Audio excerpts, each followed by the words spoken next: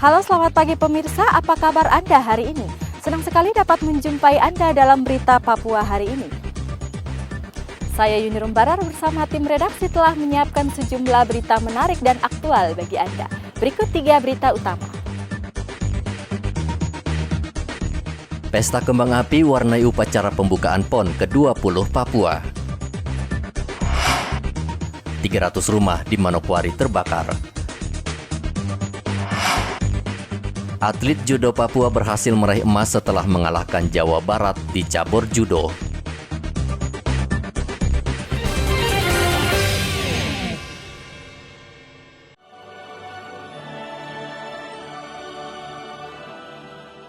Letupan kembang api menandai pembukaan PON 20 Papua 2021 di Stadion Utama Lukas NMB di Kabupaten Jayapura, Papua, Sabtu lalu. Sekaligus ini menjadi catatan sejarah bagi Papua yang baru pertama kali menggelar pesta olahraga nasional sejak tahun 1948 di Solo. Pembukaan PON ke-20 berlangsung semarak dan meriah. Acara pembukaan dipandu Raffi Ahmad.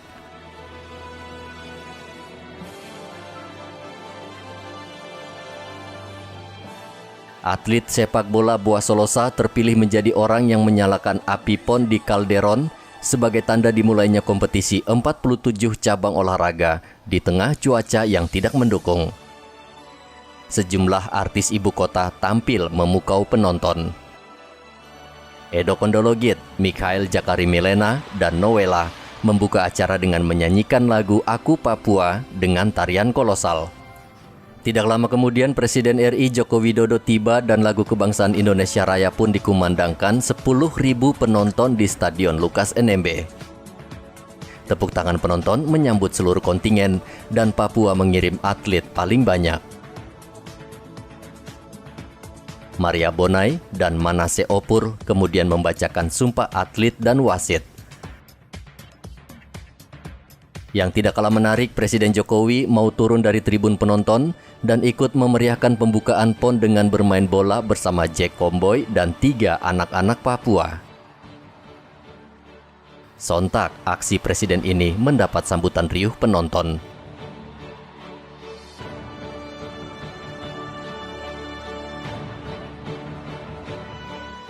Seremoni pembukaan PON ke-20 menampilkan beragam atraksi menarik.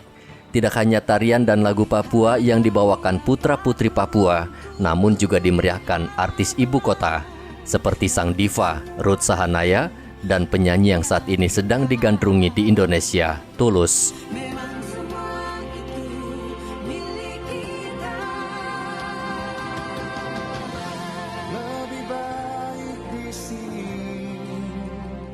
Dalam sambutannya, Presiden Joko Widodo mengatakan PON ke-20 adalah panggung persatuan, kesetaraan, persaudaraan, dan keadilan.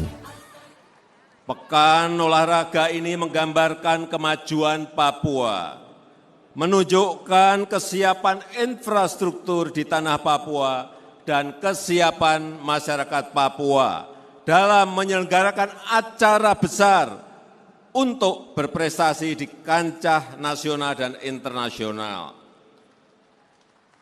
PON ini juga punya makna besar bagi seluruh masyarakat Indonesia. PON ini adalah panggung persatuan, panggung kebersamaan, panggung persaudaraan. PON ini adalah panggung kesetaraan dan panggung keadilan untuk maju bersama, sejahtera bersama dalam bingkai negara kesatuan Republik Indonesia. Dengan mengucap Bismillahirrahmanirrahim, dengan nama Tuhan yang Maha Pengasih lagi Maha Penyayang, Pekan Olahraga Nasional PON ke-20 Papua secara resmi saya nyatakan dibuka.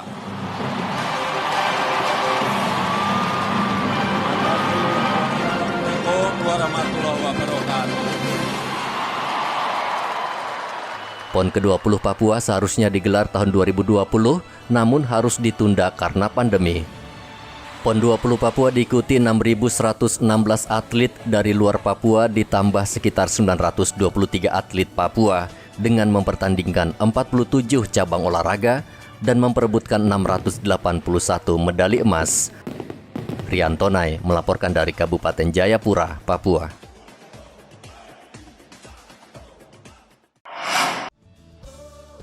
Bismillahirrahmanirrahim. Presiden Jokowi didampingi Menteri Pertahanan Prabowo Subianto, Ketua DPR RI Puan Maharani, Kapolri dan Panglima TNI meresmikan gedung Istora Papua Bangkit di Kampung Harapan Sentani, Kabupaten Jayapura, Sabtu lalu.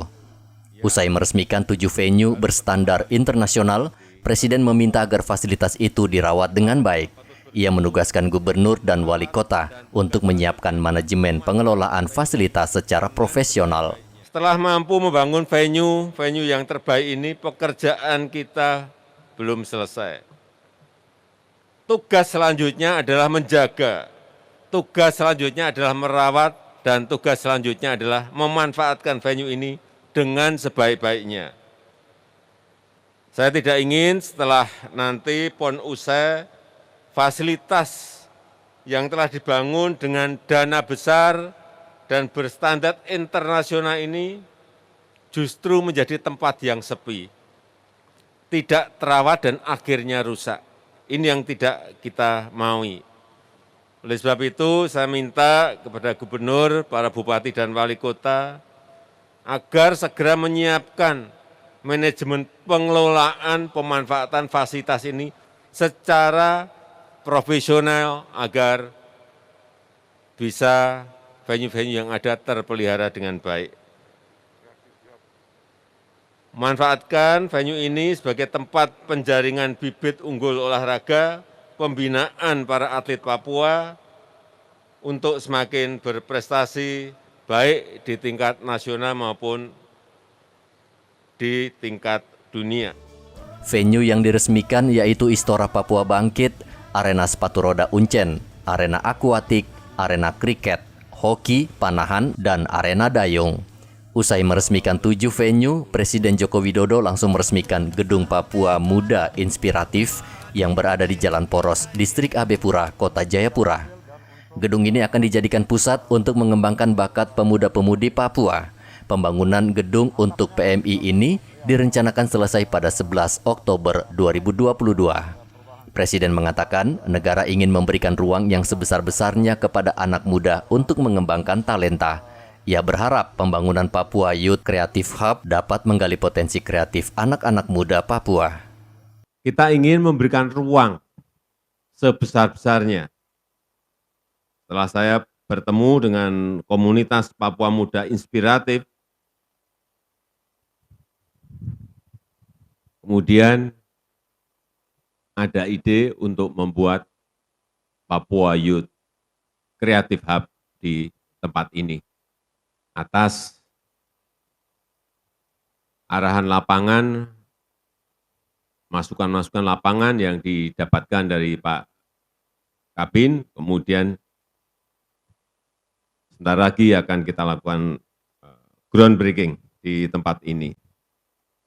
Saya yakin masih banyak potensi yang belum tergali dan belum dikembangkan. Itulah tugas kita, baik di Papua maupun di Papua Barat. Banyak bibit-bibit unggul dengan talenta-talenta yang sangat baik di bidang sains, seni budaya maupun di bidang olahraga. Dan ini menjadi tugas besar kita semuanya untuk menyiapkan manajemen yang baik, manajemen talenta yang baik, yang tertata. Dan tadi sudah disampaikan bahwa yang berkumpul di Papua Muda Inspiratif ini bukan hanya ratusan, tapi sudah ribuan. Ini sangat bagus. Sehingga kita harapkan nanti Papua Youth Creative Hub ini bisa menjadi motor penggerak, bisa menjadi pusat pengembangan talenta-talenta hebat di tanah Papua, menjadi pusat kreatif anak-anak muda Papua dalam memperkuat ekosistem inovasi yang ada. Presiden mengharapkan dari gedung ini lahir anak-anak muda Papua di bidang kewirausahaan, petani milenial, hingga di bidang digitalisasi. Papua Muda Inspiratif saat ini sudah dikembangkan di 7 wilayah adat Papua dengan beranggotakan 2.025 orang di Provinsi Papua dan Papua Barat. Pembangunan Gedung Papua Muda Inspiratif ini akan melibatkan Kementerian Pekerjaan Umum dan Perumahan Rakyat (PUPR) dengan biaya 95 miliar rupiah dan ditargetkan selesai pada Oktober 2022. Rian Tonai melaporkan dari Jayapura, Papua.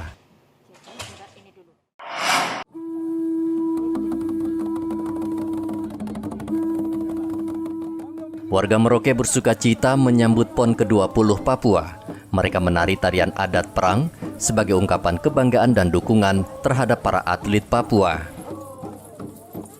Tarian perang adat Papua ini digelar di Jalan Raya Mandala Muli sehingga menarik perhatian masyarakat. Tarian perang ini merupakan simbol kepahlawanan dan kegagahan masyarakat Papua. Tarian ini sakral dan biasanya dilangsungkan masyarakat pegunungan Papua untuk mengobarkan semangat berperang. Masyarakat Merauke bangga karena Papua bisa menoreh sejarah dengan menjadi tuan rumah PON ke-20. Bagaimana Ibu menanggapi PON ini? Bahagia? Bangga karena PON bisa ada di Papua. Dan satu-satunya. Dan ini tariannya untuk apa ini? Untuk menjemput PON. PON ini ya? Bangga karena PON bisa ada di Papua. Papua ya? Jadi ya. bangga Bu ya? Iya. Masyarakat Papua Nah, Bangga. bangga. Bisa jadi apa? semangat. Semangat ya? Semangat luar biasa dengan Ini apa Ibu? Jadi tuan rumah? jadi tuan rumah. Bangga jadi tuan. Menyambut PON ini? Senang, semangat. Bangga? Bangga. Ini tarian untuk apa? Menyambut PON ini ya? Iya. Tarian ini untuk apa ini? Tarian ini menyambut PON. Supaya Papua Supaya bisa juara. PON ke-20 Papua resmi dibuka Presiden pada Sabtu 2 Oktober lalu dan akan berlangsung selama 2 pekan hingga 15 Oktober mendatang. Muhammad Ridwan melaporkan dari Merauke, Papua.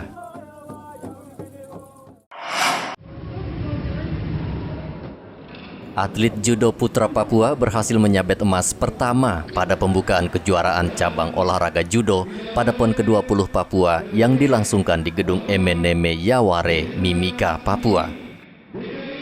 Pejudo Ilham Fadilah menyabet emas untuk kelas 55 kg putra, mengalahkan Beta Awari dari Kalimantan Tengah yang merupakan lawan terberat di partai final. Dengan teknik dan kemampuan yang tinggi, Ilham berhasil menjatuhkan lawan di babak penyisihan hingga babak final. Ilham bangga bisa meraih emas pertama pada PON 20 Papua. Medali emas tersebut ia persembahkan untuk seluruh masyarakat Papua yang telah memberikan dukungan penuh.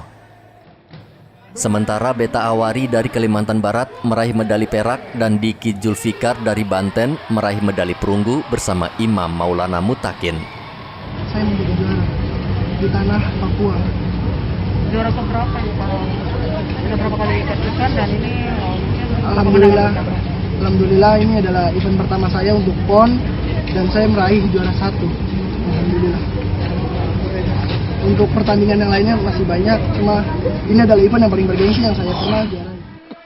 Sementara itu Anggun Nur Ajijah, atlet judo putri dari Jawa Barat, berhasil mengalahkan Luh Eka Mediani Puja Hasita dari Jawa Timur di kelas 45 kg putri dengan skor 1-0. Wasit memberikan golden score atau penambahan waktu karena kedua pejudo putri ini sama-sama kuat. kedua kali. Tapi PON sekarang alhamdulillah dapat emas. Kalau PON yang 2016 saya dapat perunggu di Bandung. Kesiapan sampai bisa mendapatkan medali emas tadi seperti apa? Ya, latihan dan berdoa aja. Sementara itu di cabang olahraga Wushu, 4 atlet Sumatera Utara mendominasi pertandingan di kategori sanda atau tarung. Mereka meraih poin penuh melawan Aceh yang digelar di Gedung Olahraga Hiatsai, Merauke, Papua. Sementara untuk kategori taulu atau seni pedang tombak putri, atlet dari Jawa Barat, Zaura Nebulani berhasil meraih poin tertinggi dan dipastikan meraih medali emas untuk Jawa Barat. Igobat Momolin dan Muhammad Ridwan melaporkan dari Mimika dan Merauke.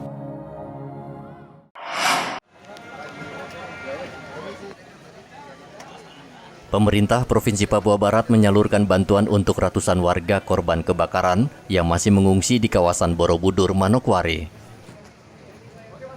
Bantuan berupa tenda darurat agar mereka bisa berteduh dengan aman. Bantuan ini diberikan pemerintah daerah melalui BPBD Manokwari sebelum para pengungsi direlokasi ke tempat yang lebih baik. Selain tenda darurat, relawan juga memberikan bantuan sembako berupa beras, pakaian layak pakai, dan mie instan. Kepala BPBD Manokwari Mauriki Kikawap mengatakan pemerintah daerah Manokwari sangat serius dan akan merelokasi para pengungsi ke gedung wanita dan gedung olahraga Manokwari agar mereka tidak terserang penyakit. Penampungan sementara itu gedung wanita. Dan yang kita harapkan adalah semua ibu-ibu dan anak berada di gedung wanita. Lalu kemudian kalau bapak-bapak memang mereka mau di sini, tetap kami buatkan posko untuk penanganan makan. Ada satu di sini dari Dinas Sosial Kabupaten Manokwari, lalu yang ada di gedung wanita ialah dari Provinsi Papua Barat yang hadir dengan dapur umumnya begitu. Yang juga dibantu oleh teman-teman TNI dan Polri di sana untuk membackup khusus di dapur dan juga pengamanan di lapangan. Mungkin itu. Bapak untuk data keseluruhan Bapak untuk korban Bapak? Kalau untuk data keseluruhan secara lengkap mungkin belum detail ya, karena kami belum mendata karena mereka berpencar tempat tinggalnya. Kita ambil di satu titik ke titik yang lain, nanti dari titik lain pindah ke situ jadi menambah-nambah.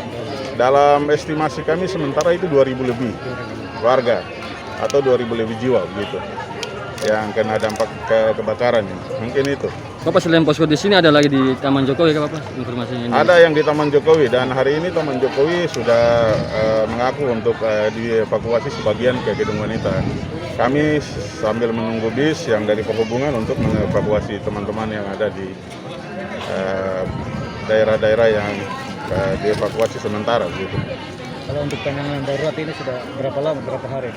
Ini baru 2 hari ya. Kita akan penanganan ini sampai ke 14 hari. Gitu. Sementara SK dan apa-apa semua sudah kita siapkan untuk penanganan darurat. Mungkin itu.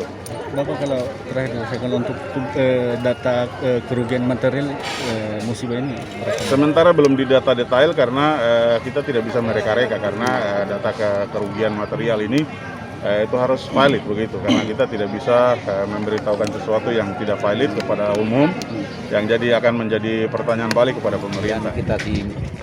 Sementara kita masih di lautan di Asai sana di Pasifik itu di Rompong. Kita tidak sangka itu apa itu dia berdiri itu asap itu. Kita pulang begini pada katanya baru terbakar. Jadi pada saat kebakaran Bapak sedang melaut? Iya masih melaut. Ya. Sebentar kita masih mancing belum waktunya untuk kita pulang. Keluarga bagaimana? Keluarga mereka loncat di laut mereka. Habis sedang mau lari ke sini kan api di depan rumah. Terpaksa terjun ke laut. Tapi ya sebelum juga ada perahu yang bantu mereka. Jadi anak saya selamat semua. Tinggal rumah habis tidak ada. Yang perahu 1, mesin 2. Bapak yang saat ini Bapak butuhkan apa Bapak dari pemerintah sendiri? Ya begitu saja ya, dia punya rumah kalau bisa. Cari ke tempat yang bagus untuk nelayan. Selain itu apa Bapak? Kebutuhan makanan lagi Bapak? Untuk layak pakai begitu ya, pakaian layak pakai? Iya, pakaian atau berupa juga makanan begitu. Jadi pas kejadian tidak sempat masuk sudah tidak bisa parah. Pas kejadian ada orang di rumah atau tidak? Tidak ada, semua kerja. Habis tidak ada. Habis tidak ada. Tidak ada. Barang-barang apa saja Bu? Ya? Tidak ada yang diambil cuma. Maksudnya, yang di dalam rumah itu apa saja Bu? Uang habis semua, celengan. Celengan berapa banyak Bu? Celengannya tidak ditahu namanya celengan. Ada 4 celengan, keponakan 1, punya saya 3 habis. Sama emas. Emas berapa? Banyak. 15 gram. Ibu yang apa yang Ibu butuhkan saat ini di tempat pengungsian? Kebutuhan sekarang ya kayak perhatian saja lah. Kita cuma butuh makanan mungkin, pakaian. Untuk pakaian sekarang sudah alhamdulillah sudah ada. Sama pengertian dari ini saja teman-teman. Ratusan pengungsi ini merupakan korban kebakaran yang meludeskan ratusan rumah di Kampung Bugis dan Buton, Kelurahan Pardani, Manokwari. Kebakaran diduga akibat korsleting listrik. Mobil pemadam kebakaran sulit memadamkan api karena ratusan rumah ini berdempetan, sehingga mobil pemadam sulit masuk dan menjangkau titik api. Warga terpaksa mengungsi dengan mendirikan tenda seadanya karena tidak ada tempat tinggal untuk berteduh. James Aisoki melaporkan dari Manokwari, Papua Barat.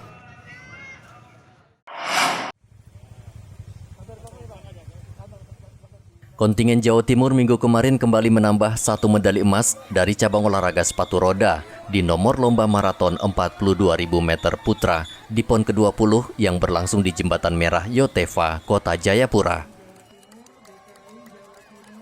Atlet peraih emas bagi Jawa Timur dipersembahkan Yosi Aditya Nugraha yang menjadi tercepat dengan catatan waktu 1 jam 7 menit. Sementara medali perak diraih Jawa Tengah melalui atlet Muhammad Julfikar yang hanya terpaut 15 detik. Sementara perunggu diraih Barijani Mahesa Putra dari DKI Jakarta. Yosi Aditya Nugraha mengaku bangga dengan raihan medali emas yang sudah lama dinantikan di cabang sepatu roda di PON ke-20. Ini maraton 42 kilo. Memang ini nomor saya di PON ini 42 kilo. Saya hanya mempertahankan juara di Prapon tahun 2012 kemarin. Saya terima kasih sekali kepada teman-teman saya, Mas Niko, Mas Rafli, Rama, Eka, Habib, semuanya udah support saya dengan baik. Tidak lupa dengan pelatih saya, Mas Oki sama Mas Fala, udah memberikan semuanya yang terbaik bagi saya dan tim. Sementara itu untuk lomba 42.000 maraton putri, medali emas diraih Naura Rahmadi Jahartanti dari DKI Jakarta dengan catatan waktu 1 jam 19 menit 13 detik. Disusul Yemi Malovelia Laureta juga dari DKI dengan selisih 1 detik. Sementara untuk perunggu diraih Abigail Guinevere Putri Nimas Ayu dari Jawa Tengah. Riantonai melaporkan dari Kota Jayapura, Papua.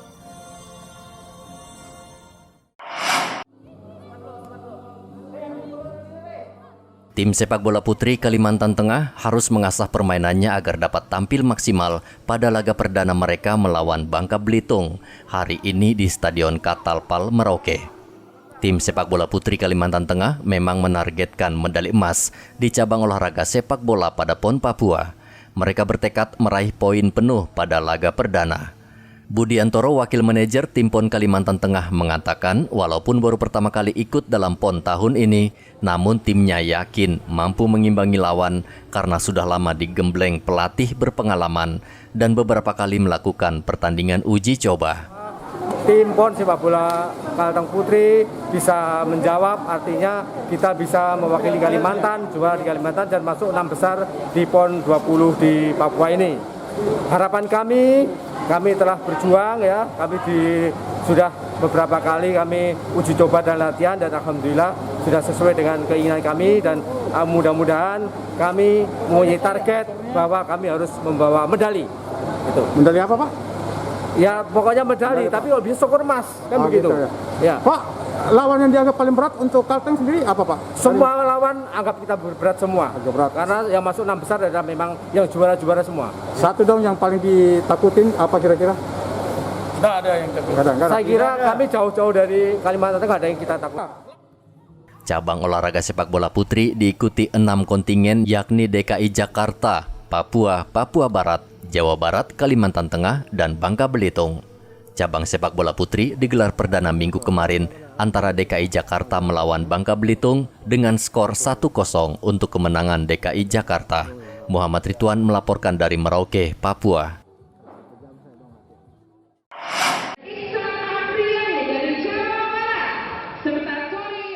Di ajang PON 20 Papua, atlet DKI Jakarta dan Papua saling kejar menambah medali emas, khususnya di cabang olahraga judo. Pada final judo kategori 73 kg, DKI Jakarta melalui Kori Amrullah berhasil meraih medali emas dengan mengalahkan Iksan Apriyadi dari Jawa Barat. Padahal Iksan sebelumnya pernah meraih medali emas di ajang SEA Games tahun 2019. Medali emas ini merupakan prestasi istimewa bagi Kori Amrullah. Ia baru pertama kali mengikuti PON dan harus berhadapan dengan lawan tangguh. Saya semuanya senior, saya termasuk yang terakhir di final, dia juara bertahan, juara SEA Games 2 kali. Memang sudah sekian tahun di atas saya. Ya, saya berusaha bisa mengalahkan. Sementara di nomor 63 kg putri, medali emas diraih pejudo Papua Desi Rahayu. Desi berhasil mengalahkan Andini Ardelia dari Jawa Barat. Selain persaingan ketat antara DKI Jakarta dan Papua, pejudo Bali juga patut diperhitungkan. Nikadek Ani Pandini berhasil meraih medali emas di nomor kelas 57 kg. Medali emas ini sekaligus medali perpisahan bagi Nikadek Ani Pandini yang akan mengundurkan diri dari dunia olahraga judo. Berat karena persiapannya lumayan lama ya, karena kemarin agak mungkin tahun ini persiapannya lebih mantap, semuanya berat. Saat ini DKI Jakarta untuk sementara berada di peringkat pertama perolehan medali disusul Provinsi Papua dan Jawa Barat. Dari Mimika Papua, Igobat Momolin melaporkan.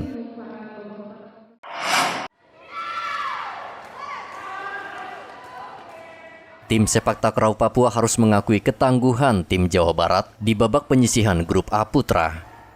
Tim sepak takraw Papua tampil percaya diri, namun harus menerima kekalahan dengan skor 1-2 dalam pertandingan seru di Gor Uncen, Jayapura. Sempat kalah di set pertama, tim tuan rumah tampil luar biasa dan hampir menyamakan kedudukan di set kedua. Namun di set penentuan, tim sepak takraw Jawa Barat akhirnya bisa menundukkan tuan rumah dengan skor tipis. Pelatih Papua Ahmad Yamin mengakui nomor ini bukan menjadi nomor unggulan Papua, namun pertandingan ini akan menjadi evaluasi bagi tim. Kami lagi lawan dengan Sulsel, kami lawan dengan DKI, mereka istirahat.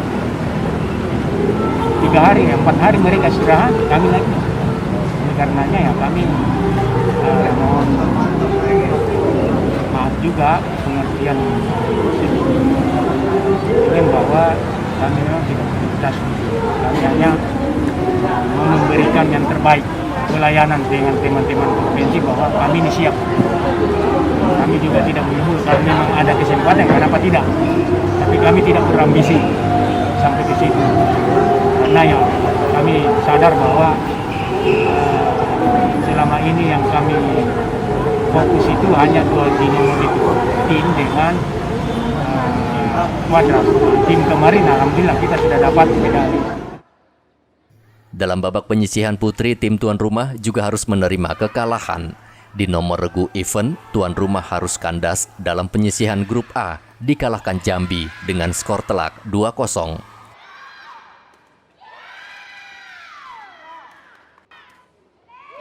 Tim tuan rumah tidak bisa mengembangkan permainan dengan baik karena terus mendapat tekanan akibat banyak melakukan kesalahan sendiri.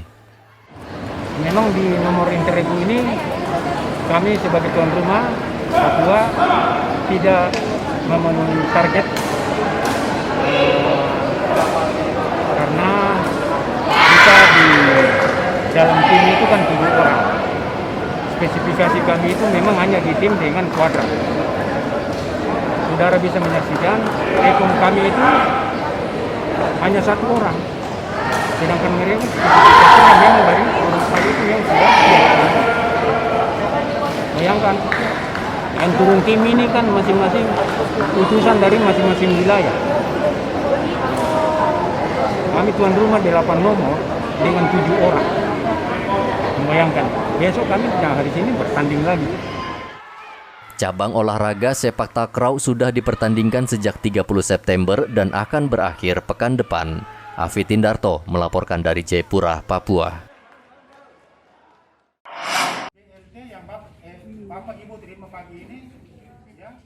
Polisi di Merauke Sabtu kemarin membagikan bantuan uang kepada puluhan pedagang yang terdampak PPKM. Bantuan ini dibagikan di halaman Mapolres Merauke. Pedagang yang sudah didata wajib menunjukkan KTP dan sertifikat vaksinasi agar bisa menerima uang tunai sebesar 1,2 juta rupiah. Marianti, salah satu pedagang di Merauke, penerima bantuan mengaku senang dan berterima kasih atas bantuan yang diberikan pemerintah.